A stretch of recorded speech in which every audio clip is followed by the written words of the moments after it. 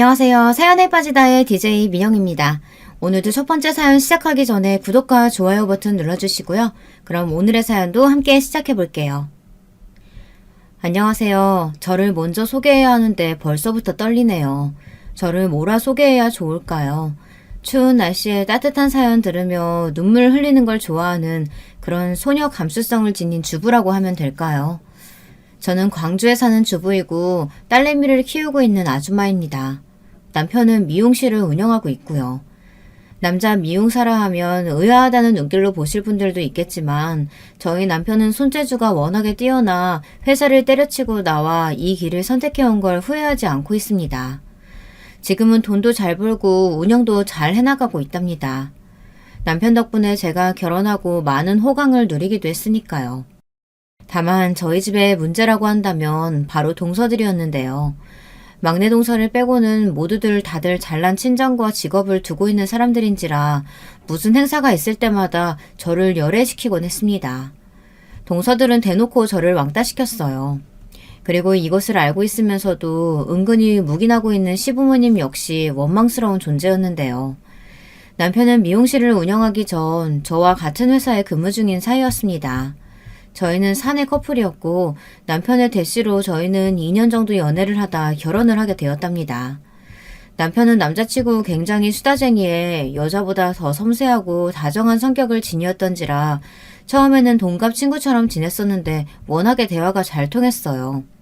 왜 그런 거 있잖아요. 죽이 잘 맞는다는 표현이 있듯 남편과 저는 뭐라든 죽이 잘 맞았어요. 싫어하는 것도 비슷했고 좋아하는 취미도 공유할 수 있었고요. 저는 어린 나이에도 등산을 좋아했는데 남편은 등산과 캠핑을 좋아해 연애할 때는 함께 등산도 많이 하곤 했습니다. 그런 부분이 아마 남편감으로 이 사람을 선택할 때 많은 부분을 차지한 것 같아요. 잘 맞는다는 것이요. 평생을 함께할 반려자인데 제 주변 친구들처럼 이혼하지 않고 잘 살아나가려면 서로 죽이 잘 맞는 것이 전 굉장히 긍정적인 요소로 보았거든요. 워낙에 잘 맞았던지라 그래서 전 시부모님도 어렵지 않을 줄 알았어요. 동서들 또한 마찬가지였습니다.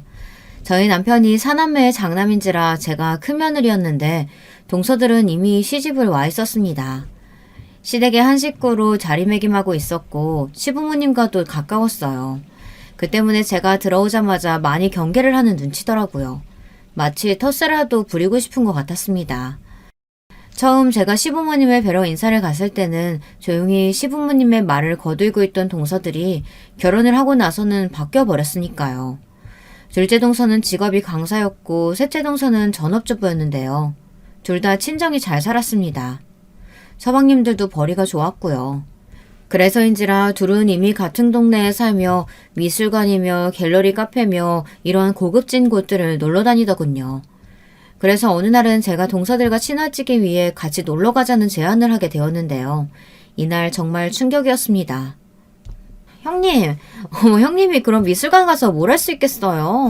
형님은 아마 지루하실 거예요. 저는 미술 전공했으니 가는 거고요. 셋째 동서도 그렇고요. 그냥 나중에 노래방이나 가게 되면 그때 같이 가요. 됐죠?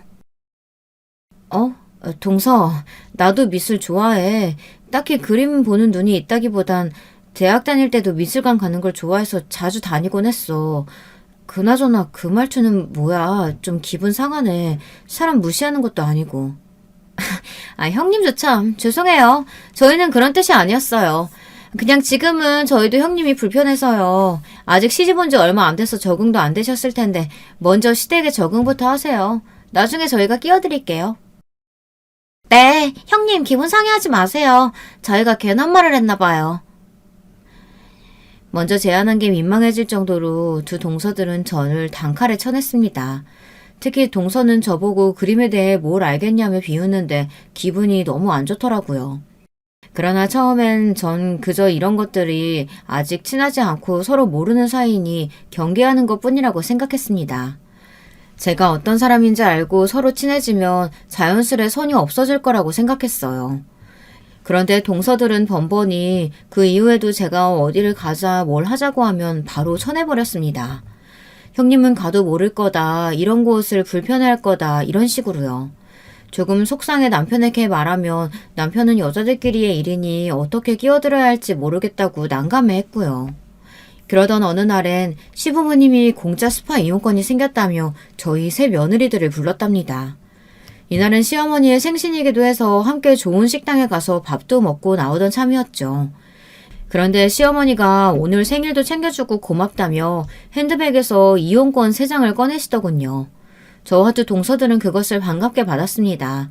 시어머니께서 미리 준비해 주신 건데 거절하는 것도 예의가 아닌 것 같아 감사하다는 말씀도 곁들여 드렸고요.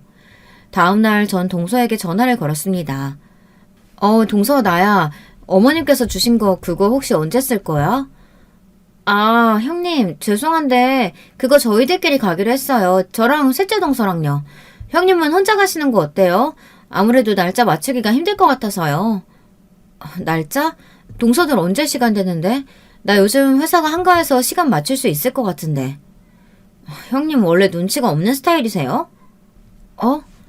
저희는 저희끼리 가는 게 편해요. 거기 일반 스파도 아니고 고급 스파거든요. 형님 챙기려고 하면 그것도 일이에요. 그리고 거긴 저희같이 명품백 들고 오는 여자들 천진데 이상한 가방이나 들고 다니는 형님이 오면 괜히 분위기만 쌓여지지 않겠어요? 저희도 무료 이용권이니 이참에 스트레스도 풀고 즐기다 오고 싶은데 형님 때문에 기분 망치기도 싫고요. 무슨 말인지 이쯤이면 아시겠죠? 전 너무 얼떨떨해 전화가 끊겨질 때까지 아무 말도 못했습니다. 남편에게 3명의 남동생이 있고 다들 사이가 돈독하다고 들었을 때까진 화목한 시댁의 모습만 그리고 있었습니다. 그게 문제였을까요? 저의 패착이었을까요? 동서들은 정말이지 속된 말로 싸가지 없는 사람들이었습니다. 같은 미술 전공에 친정이 잘 산다는 이유로 자기들끼리 어울리며 저를 배제하는 인간들이라니. 이를 곱씹고 생각만 해도 화가 났죠. 저는 너무 속상하고 분해서 다시 동서들에게 전화를 걸었습니다. 다른 사람이었다면 무시하고 지나갈 수도 있었겠지만 제 성격상 참는 게 안 되더라고요. 근데 동서들은 아무도 제 전화를 받지 않더군요. 그렇게 그 일은 제 상처로 남아 넘어가고 말았습니다. 그리고 다다음 달 명절이 되었을 때 저도 폭발을 하게 되었는데요. 바로 동서들이 이제는 시부모님 앞에서 대놓고 저를 면박주기 시작했기 때문입니다. 이때 남편 역시 가만히 있지 못하고 나서게 되었습니다.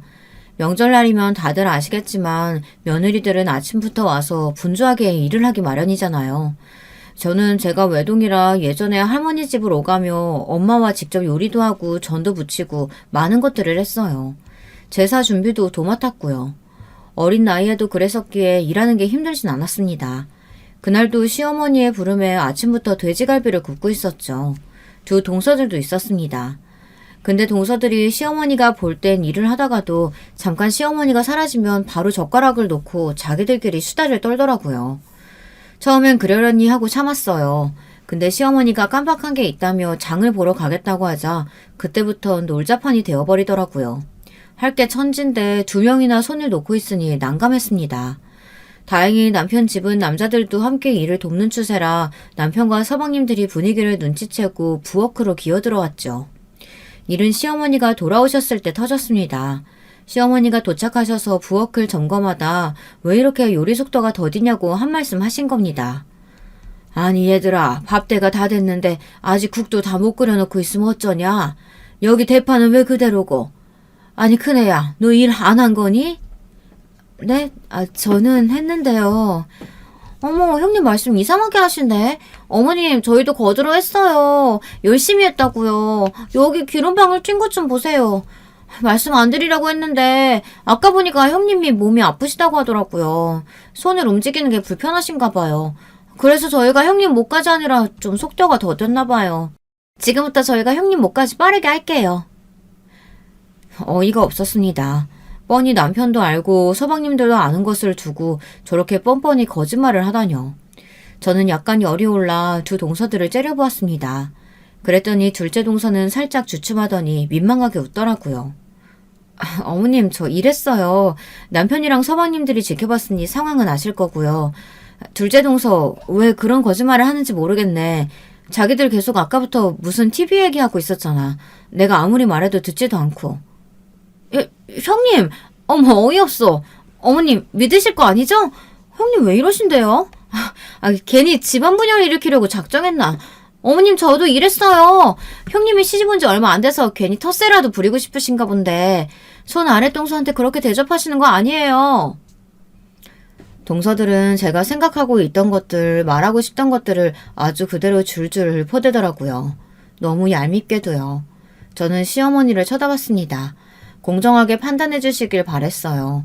근데 시어머니께서는 동서들과 저를 번갈아 보더니 이러시는 겁니다. 그래, 한 사람 말보단 두 사람 말이 더 일리가 있지. 그네야, 손 아래 사람들한테 따뜻하게 대해줘야지 그러는 거 아니다. 얘네들이 마음 안 드는 구석 있더라도 네가 참고 넘길 줄도 알아야 돼. 그리고 얘네들은 내가 오랫동안 봐온 애들이야. 나한테 단 한 번도 거짓말 한 적 없어. 얘네들이 무슨 이유로 그런 못된 거짓말을 하겠니? 너야말로 정신 단단히 차려야겠구나. 명절날부터 벌써 분위기 망치면 되겠어? 아이고. 시어머니는 이렇게 대놓고 편을 들어버리더라고요. 기가 막혀 허탈한 실소가 터져나왔습니다. 남편은 밖에 있던지라 이 상황을 모르고 있었고요. 동서들은 시어머니가 안 보는 사이 절 보고 씩 웃었습니다.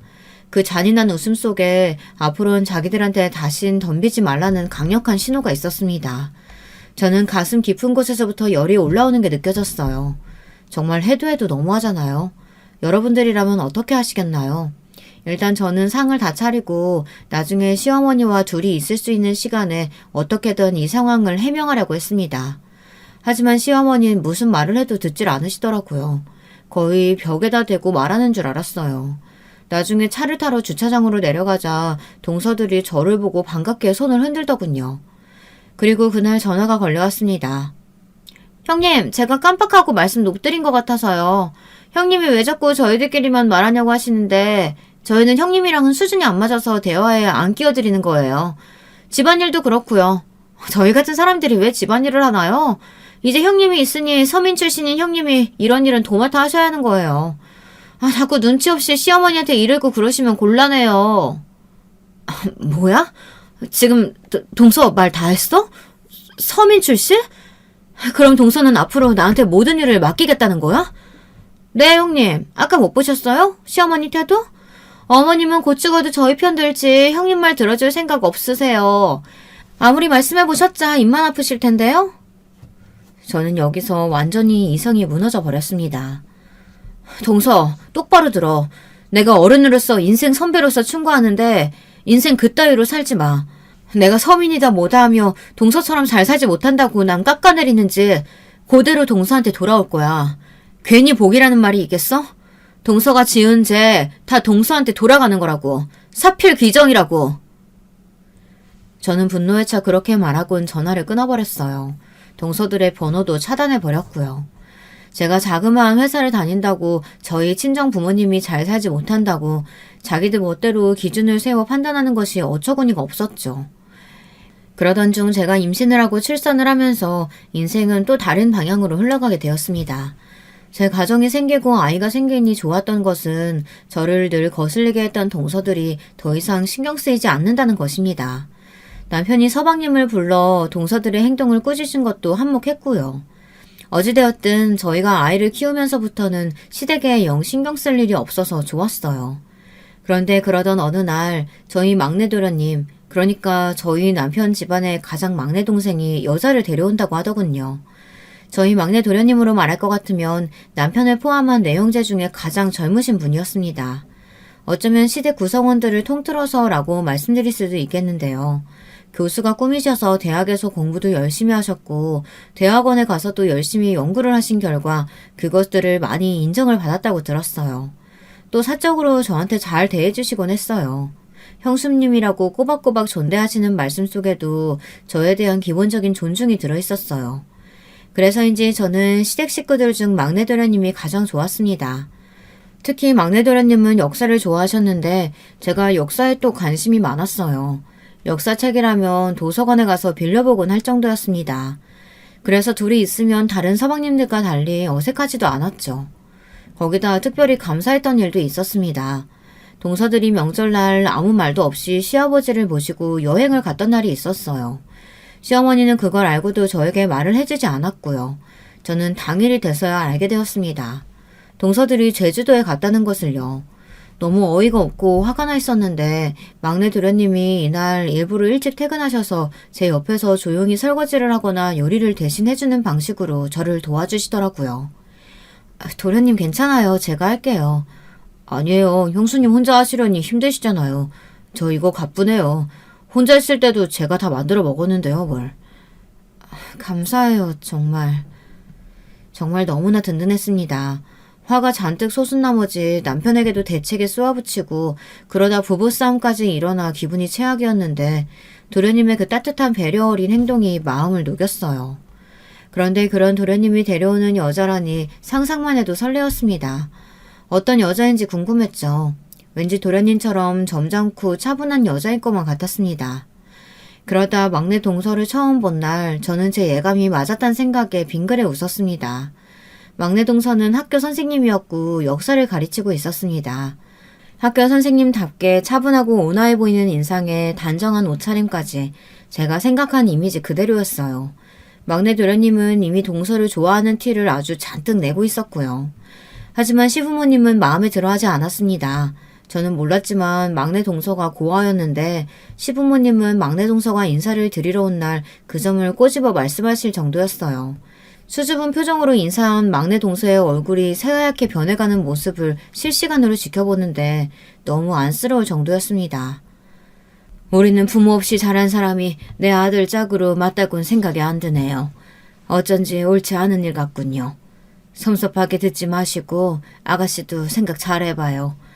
우리 며느리들은 다 부모도 있고 넉넉한 집안에서 자란 사람들이에요. 아가씨도 이 집 들어오면 힘들 거고. 아휴, 내가 뭔 말을 하는 거야. 아무튼 나는 반대예요. 네, 어머님. 어머님 심정도 충분히 이해합니다. 막내 동서는 성격이 순한 건지 거기에 뭐라 대꾸도 하지 못하고 내내하며 듣고만 있더라고요. 도대체 왜 고아라서 싫다는 건지 제가 나서서 막내 동서를 변호라도 해주고 싶은 심정이었습니다. 울컥했는지 눈시울이 어느새 벌개져 있었던 막내 동서는 급기야 죄송하다는 말까지 내뱉었습니다. 그런데 그때였어요. 떨리는 음성으로 죄송하다고 말하는 막내 동서 옆에 있던 도련님이 벌컥 화를 내신 겁니다. 저는 지금껏 도련님을 지켜보았지만 그렇게 화를 내시는 모습을 처음 보았어요. 도련님은 화는커녕 언성 한번 높이시는 분이 아니었으니까요. 시부모님도 이에 당황하신 눈치였습니다. 어머니 아버지, 저 지금까지 한 번도 어머니 아버지께 대든 적 없었습니다. 말대꾸 한 번 한 적 없었죠. 하지만 결혼만큼은 제가 원하는 상대와 해도 된다고 말씀하지 않으셨나요? 저는 이 사람과 결혼하고 싶어요. 이 사람 허락해주지 않으신다고 해도 저는 이 사람과 결혼할 겁니다. 제가 이 사람에게 그렇게 약속했어요. 평생 행복하게 해주겠다고, 눈물 흘릴 일 없게 해주겠다고요. 이 사람 학교 선생님이란 번듯한 직업도 있고 누구보다 성실하게 또 당당하게 살아온 사람이에요. 그러니 이 사람 태어난 조건만 보고 말씀하지 마세요. 뭐 그렇다고 어떻게... 이놈의 자식이 부모 앞에서 할 말이 있고 못할 말이 있지. 뭐 우리가 허락을 안 해도 결혼을 해? 이놈이 자식놈이냐? 시어머니는 당황하셨고 시아버지는 막내 도련님이 자기 의견을 말하는 모습에 이건 아니다 싶었는지 화를 내었습니다. 저는 조용히 속으로 막내 도련님을 응원하고 있었죠. 그래, 잘하고 있어요 라고 말해주고 있었답니다. 결국 결혼은 성사되었습니다. 막내 도련님의 고집이 시부모님을 이긴 것이었죠. 저는 이때 처음으로 막내 도련님의 새로운 면모를 발견하게 되었고요. 하지만 그렇게 저희 집에 들어온 막내 동서는 굉장히 고생을 했습니다. 이미 싸가지라고는 없는 두 동서들에 이어 눈엣 가시로 보는 시어머니와 시아버지까지 얼마나 힘들었겠나요. 막내 동서가 가장 어린 사람이라는 이유로 동서들은 아예 대놓고 막내 동서를 부려먹으려고 하더라고요. 명절날 일을 다 떠맡기는 건 물론이고 막내 동서가 묻는 말엔 대답조차 하지 않고 무시해버렸어요. 그러던 어느 날부턴 점점 선을 넘어버렸죠. 어느 날 막내 동서가 저에게 울면서 전화가 걸려왔더라고요. 집 앞인데 잠깐 만나뵐 수 있겠냐고요. 갑작스레 걸려온 전화라 저도 놀랐지만 걱정되는 마음에 다급히 내려갔습니다. 막내 동서는 놀이터 벤치에 앉아 눈물을 뚝뚝 흘리고 있었어요. 형님, 저 시집살이가 너무 힘들어요. 왜? 무슨 일인데 그래, 동서? 세상에 저도 어디서부터 어떻게 설명해야 할지 모르겠어요. 막내 동서는 말을 하고도 한참 잊지 못했습니다. 그러다 이어 들려준 이야기는 너무 충격적이었죠. 오늘 둘째 형님이 전화가 와서는 자기 이삿날이라고 도와달라고 하시더라고요. 그래서 저는 학교 끝마치자마자 달려가서 이삿짐이고 뭐고 다 날라주었어요. 거의 5시간을 하루 종일 일만 했던 것 같아요. 근데 잠시 후 셋째 형님이 오시더라고요. 일이 다 끝나갈 시간에 오셨는데 저한테 고생했으니 짜장면이라도 함께 먹으러 가자고 하더라고요. 그렇게 같이 중국집에 갔는데 둘째 형님이 저한테 물 떠와라 커피 사라 계속 시키더라고요. 셋째 형님도 그렇고요. 제가 나중에 표정이 안 좋아졌나 봐요. 갑자기 저한테 지금 표정을 왜 구기냐며 저를 위협하는데 너무 무서웠어요. 고아 주제에 감히 자기들한테 내드는 거냐고요. 뭐? 여기서 끝이 아니었습니다. 동서가 뒤에 들려준 이야기는 앞전보다 더 심했어요. 그리고 사실 형님께는 말씀 못 드렸는데 제가 둘째 형님, 셋째 형님 아이들 케어 다 해주고 있어요. 둘째 형님은 일이 많아서 힘들다고 하셔서 저한테 부탁하셨고 셋째 형님은 친정집에 일이 많아서 거길 가셔야 한대요. 그래서 제가 애들 케어해주고 있는데 언제 한 번은 감기 몸살이 심해서 못 간다고 했더니 난리를 치시는 거예요. 저한테 욕설까지 하는데 사실 너무 힘들었어요. 시어머니께 저번에 살짝 말씀드렸더니 그거 해주는 게 뭐 어렵냐고 오히려 저를 꾸짖으시더라고요. 형님, 저 정말 너무 힘들어서 이대로 죽고 싶어요. 저는 동서의 이야기를 들으며 너무 마음이 아팠네요. 우리 동서 지금까지 제대로 말은 못하고 털어놓을 곳 없이 끙끙거리느라 얼마나 힘들었을까요? 이 순간만큼은 제가 정의의 사도까지는 아니더라도 동서의 대변인은 되어줘야겠다, 방패막이는 되어주어야겠다 생각했습니다. 명절날 둘째 동서와 셋째 동서가 막내 동서를 괴롭히려 들면 저는 잠깐 도와달라는 식으로 그 자리에서 빼주거나 시어머니가 막내 동서에게 말 한마디 하려치면 서방님을 불렀습니다. 서방님이 있는 곳에선 시어머니도 함부로 대하지 못하셨으니까요. 그런 식으로 제 나름대로 도와주었더니 막내 동서는 그것도 감사하다며 제 앞에서 눈물을 글썽이더라고요. 저는 그런 막내 동서가 더욱 가여웠답니다. 동서, 동병상련의 심정이랄까. 난 막내 동서한테 그런 감정 많이 느꼈어. 나도 시댁살이 하면서 여기 동서들이랑 친하게 지내지 못하고 시어머니한테도 이쁨 받지 못하고 계속 시댁살이 했거든. 그래서 그런지 동서가 너무 안쓰럽고 그러네. 고마워요, 형님. 형님이 아니었다면 제가 이 생활을 어떻게 버텼을지 상상이 안 돼요. 아마도 전생에 형님과 저는 어떤 인연으로 묶여져 있었나 봐요. 제가 이렇게 도움을 받을 정도라면. 너무 감사해요, 형님. 동서는 말도 참 이쁘게 했답니다. 동서뿐만이 아니었고 막내 서방님 역시 와이프를 번번이 감싸주어 고맙다며 제게 소정의 선물까지 챙겨주었죠. 부당한 대우를 받음으로써 힘들어했던 막내 동서가 조금씩 회복되는 모습에 저 역시 덩달아 행복해졌어요. 왜인지 모르겠지만 막내 동서의 얼굴에 희미한 웃음이 걸릴 때면 보는 것만으로도 행복하더라고요. 제가 외동이라 그런지 어렸을 때부터 여동생을 그렇게 갖고 싶었는데 저희 친정 부모님은 이를 두고 아마도 동서가 제 여동생처럼 느껴지는 것 같다고 말씀하시더군요. 그러다 막내 동서가 임신을 하게 되고 조카를 낳았을 땐 정말 언니의 심정으로 여러 가지 도와주게 되었습니다. 우선 막내 동서에겐 친정엄마가 없었잖아요. 그러니 제가 이미 아이를 낳았던 사람으로서 산후조리도 도와주게 되고 아이 케어에 필요한 정보들도 알려주었어요. 하지만 동서는 아이를 낳고도 시어머니 등살에 김장하랴 시댁일 도우랴 정신이 없었습니다. 저는 그런 동서의 건강이 무척 걱정되었답니다. 이 과정에서 시어머니와 갈등이 일어나기도 했죠. 동서가 점점 지쳐가는 게 눈에 보이자 제가 시어머니를 찾아가 말하게 되었거든요. 어머님 죄송한데 막내 동서 아직 몸이 덜 회복된 것 같더라고요. 막내 동서가 저리 꿋꿋한 척해도 사실은 많이 아파요. 골반도 쑤신다고 하고요. 그러니까 김장은 둘째 동서나 셋째 동서 시키는 게 어떠세요? 뭐? 넌 뭐 그런 소리를 다 한다니? 아니 귀한 우리 둘째 셋째 아가를 왜 시켜? 그 험한 일을. 막내 걔가 딱이다. 걔가 손도 야물딱지고 부모가 없어봐서 그런지 말도 고분고분 잘 들어. 어머님 그렇게 말씀하시면 어떡해요. 아니 그럼 막내 동서가 만만하신 거예요? 말 잘 듣는 사람이니까 고하니까 그 이유를 시키시는 거예요? 어머님이 똑같은 며느리잖아요. 얘, 왜 막내랑 걔네랑 같냐? 걔네는 나한테 꼬박꼬박 용돈도 주고 선물도 갖다 줘. 막내 부부는 나한테 뭐 10원 한 장 안 들고 오는데 말이야. 거기다 고아 출신 받아줬으면 고마워서 절을 해도 모자르지. 막내 걔가 설마 뭐 자기 부려먹는다고 너한테 이러드냐? 아니요, 그런 게 아니고요. 그런 게 아니면 너도 편들지 말고 가만히 있어. 같이 없는 처지라 그런지 뭐 더 마음 가고 그러는 거냐? 시어머니는 그러면서 막내 동서를 더 부려먹을 기세로 제게 이른 게 괘씸하다며 씩씩거렸습니다. 그리고 그 불똥은 저에게까지 튀게 되었어요. 시어머니는 저와 막내 동서를 하나로 엮어 무슨 행사만 있으면 저와 막내 동서만 딱 불러 일을 시키려 들더라고요. 막내 동서는 저보다 몇 시간 더 일찍 와서 초췌한 얼굴로 일을 하고 있었고요.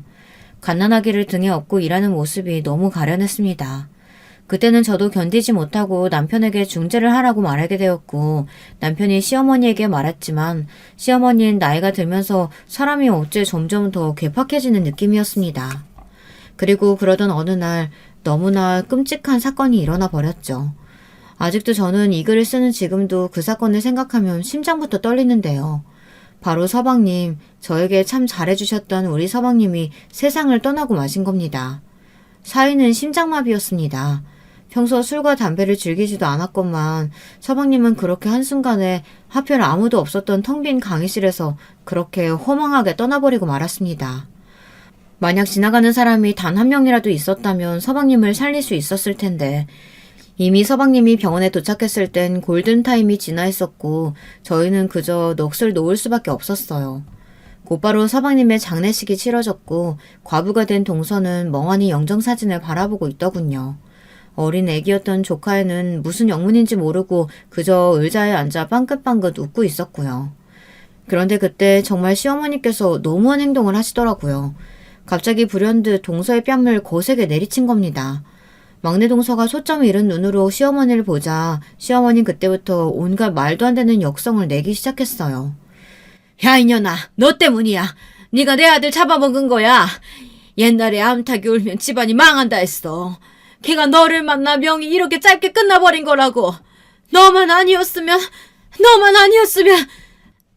내 아들 돌려내 이년아. 내 아들 돌려내. 어머님 이러지 마세요. 이게 왜 막내 동서 잘못이에요. 그만하세요 좀. 그래요 엄마 그만해요. 저와 남편이 말리고 들었고 장례식장은 순식간에 쑥대밭이 되었습니다. 시어머니는 막내 동서의 머리칼을 한 움큼 뽑고도 분하다는 듯 계속 씩씩거렸어요. 이미 서방님을 떠나보내며 막막하고 허망했을 동서가 장례식장에서 그런 일까지 겪다니 보는 내내 제가 다 분하더라고요. 동서에게 친정이라도 있었다면 시어머니께서 감히 그런 행동은 하실 수 없었을 텐데 말이죠. 그 후 막내 동서는 어디론가 잠적하듯 원래 살던 동네를 떠나버렸고 저와도 연락이 끊어져 버렸습니다. 친동생 친언니처럼 미주알 고주알 매일 연락을 주고받던 사이였던 동서였는데 그렇게 하루아침에 어디론가 훌쩍 떠나 마치 없었던 사람처럼 되어버렸던 것이 한편으론 속상하고 서글프더라고요. 여보, 우리 동서 잘 있겠지? 잘 살고 있어야 할 텐데. 제가 남편을 향해 가끔 이렇게 물으면 남편도 어려운 표정으로 고개를 끄덕이곤 했습니다. 이 와중에 시어머니는 막내 동서가 사라진 것에 대해서도 괘씸하다며 그년 때문에 서방님이 죽었다고 생각하셨습니다. 어느 날은 그 정도가 지나쳐 무당집에 찾아가 막내 동서를 저주하는 구판까지 벌이셨다고 들었어요. 그 소식을 들었을 땐 시어머니가 이미 제정신이 아니게 되었구나라는 생각이 들며 무섭고 두렵기도 했습니다. 명절날 여전히 같이 모이긴 했지만 저는 너무 불편해지더라고요. 둘째 동서와 셋째 동서는 막내 동서에 대한 건 관심도 없다는 듯 입 밖에 올리지도 않았고 시어머니는 계속 욕을 해대셨고요. 너무 다른 입장과 태도였지만 결론은 아무도 막내 동서를 신경 쓰지 않는다는 거였어요. 그러다 제가 어느 날 문득 이 소식을 듣게 된 겁니다. 얘 효가, 네 동서 말이야. 그 네가 예뻐했던 동서. 우리 막내 동서 얘기하는 거지? 막내 동서가 왜? 나 저번에 우리 남동생이 말하는 거 들었는데 우리 남동생이 네 동서가 이 주변 허름한 술집에서 술 따르는 걸 봤다던데. 사실인진 모르겠네. 너 알고 있었니? 뭐? 동서가 술을 따르고 있다고? 말을 듣는 순간 벙찌더라고요. 저는 당장에 그 술집을 수소문해 동서를 찾아갔어요. 누런 벽지에 빨간 조명을 단 정말 허름한 술집이더라고요. 그 안엔 동서가 남자들 틈에 끼어 술을 따르고 있었고요. 50대, 60대로 보이는 아저씨들은 동서를 마음껏 희롱하고 있었습니다. 야, 옷 좀 벗어보라니까 왜 이렇게 비싸게 구냐? 어? 아니, 너 돈 벌려고 나왔다며? 에이, 그럼 옷 정도는 가볍게 벗어야지. 그래야 내가 팁을 주든가 하지. 너 이렇게 비싸게 굴 거야? 너 잘리고 싶어? 내 말 한마디면 너 그냥 잘려. 제발 이러지 마세요. 저는 순간 눈에 불이 나 술집 문을 열었고 동서의 손을 잡은 채 그 술집을 뛰쳐나왔습니다. 동서는 저를 보자마자 수치스러운 듯 곧바로 시선을 내리깔더군요. 순간 동서가 입고 있던 얇고 가슴이 파여있던 옷이 보였습니다. 동서는 그것마저 수치스러워하는 것 같았어요. 동서는 죄송하다는 말을 한마디에 겨우 내뱉었어요. 동서, 언제부터 이러고 산 거야? 난 동서가 아예 떠난 줄 알았어. 아니, 가까이 있었으면 말을 하지. 왜 먼데 간다고 하고 떠난 거야? 제가 가까이 산다고 하면 누가 저를 반기겠어요. 저도 떠나고 싶었는데 떠날 곳이 있어야 말이죠. 친정도 없고 고아원으로 돌아갈 수도 없고. 근데 자식은 있으니까 어쩔 수 없이 일은 해야겠더라고요. 아니, 그 학교 선생님 일하면 되는데 그건 왜... 그게... 동서는 서방님이 세상을 뜨기 전 부부싸움을 조금 하게 되었다고 합니다. 그것이 학교생활 시댁살이가 겹쳐 스트레스를 받은 나머지 서방님에게 몇 마디 쏘아붙였는데 그것이 갈등으로 번지었대요. 근데 서방님이 갑자기 떠나버리게 되니 자신이 한 모든 행동이 후회되며 선생님으로서 누군가를 가르칠 자격도 없다고 생각이 되더래요. 그래서 과감히 일을 그만두고 자신을 망칠 각오로 술집에서 일을 시작하게 되었다는 겁니다. 동서, 그건 건강하지 않아. 왜 멀쩡한 직업을 놔두고 그러지 마. 아니에요, 형님. 이게 맞아요. 저는 최대한 설득하려고 했지만 동서는 그렇게 계속 말하더니 여전히 희미한 웃음을 달고 자기는 다시 가게로 돌아가 보겠다고 뛰어갔습니다. 그 다음날부터는 계속해서 고민되었어요. 동서가 분명 저렇게 자신을 망치며 술집에서 일하다 보면 생활고가 찾아올 텐데 어떻게 해야 할까? 저는 동선의 집도 가봤습니다. 역시나 허름한 반지하 방에서 바퀴벌레들과 함께 살고 있었고 아이가 자랄 수 있는 환경이 아니었어요. 동서의 정신도 너무 피폐해져 있었지만 생활고 또한 만만치 않았습니다. 저는 동서를 위해 뭐든 하겠다고 결심했어요. 그냥 그런 생각이 너무나 확고히 찾아오더라고요. 저는 곧바로 제 수중에 있는 비상금 통장을 집어들었고 모든 돈을 인출해 그 돈을 조심스레 품은 후 동서를 찾아갔습니다. 동서가 술집에서 일을 하고 나올 시간까지 그 근처에서 기다렸다가 나오자마자 바로 이야기를 하자고 하며 동서 집으로 갔습니다. 형님, 왜 여기까지 오셨어요? 동서, 지금부터 내가 하는 말 잘 들어. 내가 동서한테 동병상련의 심정 느낀다고 했던 말 기억나? 그 말 진심이었어. 동서를 도와주면서 나도 행복했고 동서가 정말 내 친동생같이 애틋했어. 동서가 서방님 잃은 거 나도 가슴 아파. 나한테도 서방님은 너무 좋은 분이셨어. 근데 동서가 이렇게 술 따르고 힘들어하는 거 보는 게 너무너무 마음이 아프고 힘들어. 동서 탓도 아니고 동서가 스스로를 망치지 않았으면 좋겠어. 동서는 제 말에 울음을 터뜨렸습니다. 저 사실 제 아이도 버려두고 지내고 있어요. 제가 어떻게 되든 말든 이런 엄마가 세상에 어딨어요. 형님, 저는 정말 나쁜 엄마예요. 동서가 왜 나쁜 사람이야. 동서, 누구나 힘들고 무너질 때가 있어. 그건 동서 탓이 아니야. 말했잖아. 그 어떤 것도 동서 책임 아니라고. 천천히 일어나도 돼. 동서는 더 말을 잇지 못했어요. 그러면서 저는 조심스레 동서의 신발장 위에 돈이 든 쇼핑백을 올려놓고 나왔어요. 제가 동서를 위해 써둔 편지와 함께 말이죠. 동서의 집을 나오면서 여러 생각을 했던 것 같습니다. 부족한 저희 집 형편에 남편 몰래 남편과 상의 없이 저 돈을 주는 게 맞을까? 하지만 이미 제 마음은 한 방향으로 정해져 있었습니다. 동서가 일어날 수 있도록 그저 묵묵히 도와주는 것으로요. 동서는 그 후 저희 집 앞에 작은 사과 몇 개와 함께 편지를 놓고 떠났습니다. 편지엔 이렇게 쓰여 있었어요. 형님, 너무 감사합니다. 제 인생에서 형님을 만난 건 너무나 기특하고 이쁜 우연이자 인연이었습니다. 형님이 주신 사랑 잊지 않고 이 은혜 역시 잊지 않고 살게요. 저는 그 편지를 보며 몰래 눈물을 훔쳤죠. 그렇게 저는 동서가 떠난 집을 가끔씩 훔쳐보며 그렇게 세월을 살아갔네요. 힘든 일도 서러운 일도 많았지만 뒤돌아보면 그래도 후회 없이 살았다라고 생각할 만큼 괜찮은 시간을 보낸 것 같습니다. 남편이 미용실을 한다고 했을 때는 가슴이 덜컥했지만 초반의 고비를 제외하고는 잘 풀리는 미용실을 보며 저희 집에도 등불이 켜졌고요. 희망의 등불이었습니다. 저는 가끔 동서의 근황이 궁금했어요. 제 아이들이 자라나는 걸 보면서 동서의 아들은 어떻게 자라고 있을까, 잘 지내고 있겠지, 밥 잘 먹고 잘 크고 있겠지, 부디 무탈하길 바라는 마음이 가장 컸습니다. 우리 아이들에게 밥을 차려주다가도 문득 무너져가는 동선의 집에서 보았던 해맑게 웃고 있었던 그 어린 아이를 생각하면 가슴이 미어졌습니다. 남편은 서방님의 갑작스러운 죽음이 자신의 인생에 많은 영향을 끼쳤다고 말했습니다. 지금까지는 그냥 안전한 길만 선택하면서 왔는데 그게 맞다고 생각하며 살아왔는데 글쎄 뭐랄까 동생이 죽고 난 다음 다시 한번 내 인생을 돌아보게 됐달까. 앞으로 내가 어떻게 살고 싶은지 또 어떻게 늙어갈지 생각해봤어. 내 동생 너무 괜찮은 사람이었는데 그렇게 안타깝게 떠나버렸잖아. 인생이 문득 너무 짧다는 생각이 들더라고. 나한테는 날 지원해줄 가족도 있고 내가 잘하는 걸 하면서 원하는 인생을 살기에도 어쩌면 인생이 짧을 수도 있겠다 싶었어. 그래서 미용업을 결정하게 됐지. 그랬구나. 당신이 그런 생각으로 그런 마음으로 시작했구나.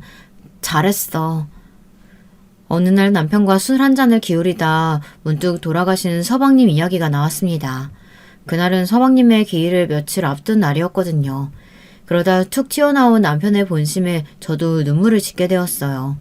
아이들이 출가하고 나서는 조금 헛헛한 마음도 있었는데 갑자기 이른 나이 떠나신 서방님 생각을 하니 복합적인 마음에 눈물이 막 나더라고요. 동서의 마음은 그때 얼마나 힘들었을까 하고요. 그런데 우연히 최근에 동서를 만난 일이 생긴 겁니다. 중년의 나이에 동서를 만날 줄은 정말 상상도 하지 못했어요. 정확히 말하면 동서의 아들이었는데요. 저에게는 동서의 아들이 동서나 다름없었습니다. 동서를 빼닮은 외모를 지닌 훤칠한 청년이 저희 미용실 안으로 들어오더군요. 멀끔한 정장을 입은 앳된 청년이었습니다.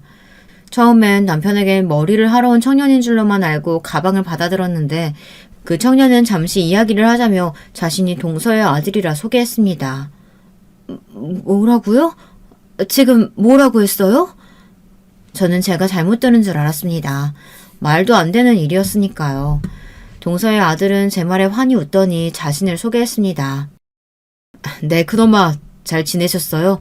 저희 어머니가 늘 큰엄마에 대한 말씀을 많이 하곤 하셨어요. 그래서 저는 익숙한데 큰엄마는 제가 낯서시겠어요. 그나저나 먼저 제 절부터 받으세요. 절이라니? 마침 마감 시간이라 텅 비어있던 미용실에서 동서의 아들이 제게 절을 했습니다. 무릎을 꿇고 정중하게 절을 하는 그 모습에 저와 남편 모두 당황스러움을 감추지 못했습니다. 하지만 조카의 표정은 너무도 경건하기 그지없었어요. 외려 그 모습에 저희 둘 다 말을 잇지 못했죠. 그리고 이어 들려온 말에 그저 눈물을 흘릴 수밖에 없었습니다. 근데 어머니는? 동서는 같이 안 온 거야? 어머니는... 그때 동서의 아들의 표정이 딱딱하게 굳었습니다. 저희 어머니는 작년 겨울에 돌아가셨습니다. 새해가 시작된 지 얼마 안 되었으니 긴 시간이 흐르진 않았네요. 어머니께서 유언으로 큰엄마한테 은혜 잊지 않고 있었다며 이것을 꼭 전해주라고 하셨어요. 먼저 받아주세요. 동서 아들이 건네준 건 바로 10억에 가까운 건물과 땅 문서 종이들이었습니다. 무려 제가 쇼핑백에 넣어주었던 돈의 자그마치 1000배나 되는 액수였죠. 공의 개수를 제대로 셀 수 없을 정도로 저는 정신이 혼미해졌습니다. 저와 남편이 서로 너무 놀라 덜덜덜 떨며 문서들을 바라보자 조카가 그러더군요. 그나마도 형편 어려우실 때 저희 어머니 집 신발장에 100만 원 놓고 가셨다고 들었어요. 저희 어머니 신발장에 있는 그 돈 보고 한참을 우셨대요. 자기를 생각해주는 사람이 한 사람이라도 남아있다면 그 힘으로 살아보겠다고 결심하셨다고요. 그리고 저를 데리고 다른 지역으로 가서 다시 복직하시고 선생님 일도 시작하셨다고 해요. 그러던 중에 저를 키워주신 아버지를 만나셨고 사업을 시작하셔서 큰돈을 만지게 되셨습니다. 어머니께서는 암으로 돌아가셨어요. 큰돈을 만지며 사람 관계에 환멸을 많이 느끼셨다고 하지만 그 와중에도 큰엄마가 계속 생각이 났다고 해요. 찾으려면 찾을 수도 있었겠지만 옛날 일이라 생각하면서 그렇게 넘기셨다고 하고요. 또 사업이 워낙 굴곡이 많고 돈의 흐름도 불안전해서 크게 꼭 갚으리라 마음속으로 굳게 다짐하셨는데 쉽지 않으셨나 봐요. 그러다 이렇게 세월이 흘러서야 죽음을 목전에 두고 이 돈을 갖다 드리라고 유언을 남기셨네요. 그랬구나. 아니 그래도 어떻게 이 돈을 나는 받을 수가 없어. 동서가 떠난 것도 마음이 아파 죽겠는데 그나저나 동서 아프지 않게 간 거야? 네, 아프지 않게 가셨어요. 잠들며 가셨어요. 그리고 이 돈은 저희 어머니께서 자신의 마음이라고 꼭 받아주시라고 하셨어요. 저는 동서의 이름을 부르며 그 피부치를 꼭 껴안았습니다. 동서와 너무도 빼닮은 모습에 눈물이 너무나도 많이 났네요. 그러면서 한편으론 아쉬움도 들었어요. 동서가 살아있을 때 한 번이라도 동서를 볼 수 있었다면 서로 얼굴이라도 볼 수 있었으면 좋았을 텐데 암으로 투병하는 기간이라도 한 번 볼 수 있었다면 저는 속갯말을 끝내 삼키며 아쉬움을 토로했습니다. 그러자 동서의 아들은 어머니가 생전 아프실 때 자신의 아픈 모습을 보여주고 싶지 않아 했다며 자신 역시 병원을 많이 가지 못했다고 말하더라고요. 워낙에 철인 같은 분이셨어요. 젊은 시절 고된 일을 많이 겪어서 그런지 죽음 앞에서도 의연하셨고요. 큰엄마 도움이 아니었다면 아마 자기는 스스로 세상을 등졌을 거라고 많이 말씀하셨어요. 큰엄마가 저희 어머니에겐 애틋한 존재였던 것 같아요. 저도 이렇게 말로만 듣던 큰엄마를 직접 드디어 뵐 수 있게 되어서 좋고요. 앞으로 제가 큰엄마 큰아빠 잘 모시겠습니다. 친아들처럼 살갈게요. 아유, 나는 눈물이 나서 더 못 듣겠다. 남편은 저 말을 하고는 뒤를 돌아 눈물을 닦더라고요. 남편은 동생을 많이 그리워하고 있었는데 이렇게 그 아들이 찾아왔으니 아마도 서방님 생각이 났을 듯해요. 남편도 종종 조카가 어떻게 자라고 있을지 걱정하고 궁금했거든요. 고마워요. 그렇게 말해줘서. 나도 앞으로 엄마처럼 따뜻하게 대해줄게. 이미 어엿한 청년이라 내가 뭘 해줄 수 있을지 모르겠지만 동서의 아들이고 내 조카니까. 고마워. 찾아와줘서 너무너무 고마워요. 그저 고맙다는 말 말고는 무슨 말을 해야 할지 모르겠네요. 우리도 소식이 궁금했는데 미처 찾아볼 생각을 못했거든. 먼저 이렇게 찾아와줘서 고마워요. 네, 한참 찾은 보람이 있네요, 저도. 절을 하고 큰돈을 내밀면서 저희까지 살피겠다는 그 따뜻한 말에 저 역시 또다시 감동을 받았습니다. 동서가 아프지 않게 갔다는 말을 듣고는 안심도 했고요. 한편 저희 부부는 돈을 놓고 고민했습니다. 이 돈을 한쌍코 줘야겠다는 조카 때문에 받긴 했지만 땅이며 건물이며 과연 저희가 받는 게 맞을지 말이에요. 그런데 조카 녀석이 어떻게든 물리려 하지 않았고 그 고집도 만만치 않아 보여 일단 받아두기로 했습니다. 다만 이것을 좋은 곳에 써야겠다는 생각에 제가 사회를 위해 할 수 있는 일이 무엇인지 찾아보고 있었어요. 살아생전 동서는 기부도 많이 하고 자선단체도 만들어 운영했다고 하더라고요. 조카가 이를 뒤이어 계속 진행하고 있었고요. 그래서 저와 남편 역시 나중에라도 그쪽으로 한번 뛰어들어 볼까 합니다. 동서처럼 어려운 처지에 놓였어도 말 한마디 제대로 할 수 없는 사람들, 그런 사람들에게 정말 필요한 도움을 줄 수 있는 그런 사람이 되고 싶어서요. 그것이 동서의 뜻을 받들 수 있는 유일한 길이 아닐까 싶어서 말입니다.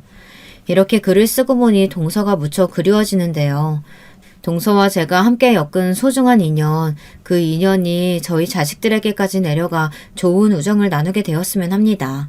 또 하늘에서 이 모든 것을 지켜보고 있을 우리 막내 동서에게 조카 아이를 제 친자식처럼 보살필 테니 걱정하지 말라고 안심하라고도 말해주고 싶네요.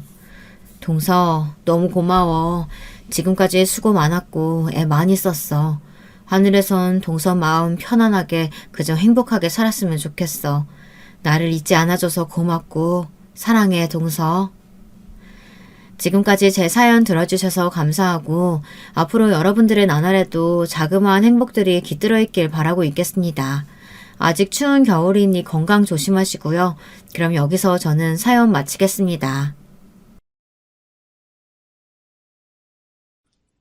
여러분, 두 번째 사연 시작하기 전에 좋아요, 구독 꼭 눌러주실 거죠? 그럼 두 번째 사연 바로 시작합니다. 안녕하세요. 저는 서울에 사는 50대 여자입니다. 원래 고향도 그렇고 아이들을 키우던 결혼 생활도 다 지방이라 서울은 온 지 10년 정도 됐는데 이제야 좀 적응되는 기분이 들어요. 오늘은 아무 일정도 있지 않아 그동안 하고 싶었던 사연 제보를 해보려고 합니다. 늘 듣기만 하다 저도 제 얘기를 제보하고 싶었는데 드디어 용기를 내보네요. 요즘 세대도 참 힘들지만 한국의 중년 세대들은 다 적어도 하나씩은 사연들을 가지고 있는 것 같습니다. 저도 그중 하나라서 제보하게 됐고 아마 공감 가는 분들이 많으실 거라 예상되는데요. 지방에서 태어난 저는 남편을 친구 소개로 만나게 됐습니다. 정확히 말하면 친구 남자친구의 친구여서 같이 놀다가 그대로 연애하고 결혼까지 했었는데 처음엔 우리 집에서 반대가 되게 심했어요. 남편은 홀어머니였고 외동아들이라 시어머니가 남편한테 되게 많은 의지를 했었거든요. 친정엄마가 그 소식을 듣고 결혼은 절대 안 된다고 저를 얼마나 말리셨는지 모르겠습니다. 직업이라도 괜찮으면 모르겠는데 그때 당시 남편의 직업은 그냥 시장에서 과일을 팔고 있어서 불안정하다고 부모님이 반대가 심하셨어요. 저는 오빠가 한 명 있는데 오빠도 저에게 본인 친구를 소개해 줄 테니 남편과 결혼하지 않으면 안 되냐고 했습니다. 콩깍지가 정말 무서운 거 아시죠? 이미 남편에게 마음을 뺏긴 저는 가족들의 반대에도 꼭 결혼하고 말겠다고 우겨서 결국 결혼에 성공하게 됐어요. 부모님이 그렇게 말리신 결혼이니 저는 어떻게든 잘 살려고 노력을 많이 했었는데 현실은 쉽지 않았습니다. 남편이 홀 시어머니라고 했잖아요. 결혼하고 우리 부부는 시어머니와 같은 집에서 살았는데 결혼 전에도 저는 부모님과 살았기 때문에 엄마랑 사는 거겠지 생각하고 별 대수롭지 않게 생각했습니다. 그때 제 나이가 또 어리기도 해서 아무것도 모른 채로 결혼하게 됐죠. 결혼 준비는 저 때는 다 어른들이 해주셨던 때라 부모님이 알아서 해주셨고 결혼 생활을 시작하게 됐는데 시어머니는 며느리인 제가 참 싫으셨나 봐요. 남편과 제가 둘이 뭐라도 하면 꼭 본인을 껴서 같이 가라고 했고 밥도 삼시세끼 다 드셨는데 그걸 저 혼자 요리하길 바라셨습니다. 입맛도 까다로우셔서 웬만한 음식은 입에 대지도 않으셨고 안 먹는 음식도 어찌나 많으셨는지요. 인간관계가 넓지 않아 집에 계신 시간이 많았는데 종일 말동무를 해주길 원하니까 그것도 참 고통스러웠습니다. 남편이 퇴근하면 같이 시간을 보내고 싶은데 시어머니는 밖에서 계속 일하느라 힘들었을 텐데 남편을 건들지 말라며 저를 방에도 못 들어가게 하셨어요. 남편하고 결혼한 건데 마치 시어머니와 결혼한 느낌이 들었습니다. 제가 견디다 못해 남편 가게 일을 도우러 간다고 하면 꼭 본인과 같이 가자고 하고 같이 가면 남편은 불편하다고 집에 들어가 쉬라 하고 이러지도 저러지도 못하는 생활이었어요. 그렇다고 저한테 욕을 하거나 손찌검을 한 건 아닌데 그냥 같이 사는 그 자체가 저한테 스트레스가 심했습니다. 남편은 아버지가 일찍 돌아가셔서 시어머니가 본인을 혼자 키우느라 너무 고생이 많아서 안쓰럽다고 계속 같이 사는 것을 본인이 원해서 분가하지도 못했어요. 제일 힘들었던 것은 시어머니 말이 너무 많아서 귀가 아플 지경이었다는 건데 새벽부터 일어나서 요리하는 제 옆에서 도와주진 않고 계속 말을 하니 아침부터 기가 빨려서 제대로 뭘 할 수가 없었답니다. 차라리 나가서 친구들과 담소라도 나누고 오시면 좋은데 시어머니 성격이 살가운 성격은 전혀 아니라 친구도 없어서 밖에 나가지도 못했어요. 남편은 주말에는 가게에 나가지 않았는데 그러면 저는 신혼이니까 둘이 밖에 가서 데이트도 하고 그러고 싶었는데 우리 부부가 나가려고 하면 꼭 따라 나왔습니다. 주중에 집에 있다가 드디어 나간다는 시어머니를 남편은 안타까워해서 우리 둘이 갔다 온다고는 말하지도 못했죠. 친구가 별로 없으니 시어머니는 가족들 챙기는 걸 좋아했는데 그러다 보니 그 고통은 다 제가 받았습니다. 특히 명절에는 돌아가신 시아버지가 장손이라 다 우리 집으로 모였는데 그러면 그 음식들을 시어머니는 무슨 일주일 전부터 준비하셨어요. 조용하고 고요했던 집에 식구들이 오면 그게 즐거우셨는지 다들 자고 가라 하고 가면 아쉬워하고 그랬습니다. 식구들이 먹고 난 음식들을 치우고 청소하고 올 때마다 맞이하는 음식 내놓는 것은 다 제가 하게 됐죠. 제가 제일 화가 났던 것은 시댁과 친정이 차로 2시간 걸리는 거리에 있었는데 시어머니는 늘 명절 끝나고 우리 친정을 방문하라고 했어요. 시댁은 장손 집안이라 사람이 많이 오니까 다 끝나고 우리 집에 가라는데 그러면 그게 명절 의미가 있나요? 저는 오빠가 있었기 때문에 친정에 늦게 가면 오빠와 새언니와 조카들 얼굴도 못 보는 건데 어이가 없어서 한 번은 중간에 남편에게 눈치 줘서 친정에 가겠다고 하니까 시어머니는 남편 차를 가로막고 어딜 가냐고 버릇없다고 막 화를 내셨습니다. 이런 식의 행동들이 지속되면서 저는 참고 살았는데 그러다 아이도 가지게 됐어요. 다행히 첫째는 아들이었는데 시어머니는 제 아들한테도 어찌나 관심이 많던지 저는 시어머니가 우리 아들을 낳은 줄 알았습니다. 아이의 엄마는 난데 본인이 하나부터 10까지 다 신경 쓰고 저에게 잔소리를 심하게 해서 저는 산후 우울증까지 오게 됐어요. 아이가 울어도 제 책임이고 밥을 안 먹어도 제 탓을 하니까 도저히 할 수가 없었습니다. 남편에게 하소연하니까 처음엔 그냥 넘기던 남편도 제가 너무 스트레스가 심해서 울고 난리를 치니 시어머니 보고 너무 그러지 말라고 했더니 시어머니가 이번엔 빠지더라고요. 아들 키워봤자 아무 소용없다며 저에게 네 아들도 나중에 저를 배신할 거라고 저주까지 퍼부었습니다.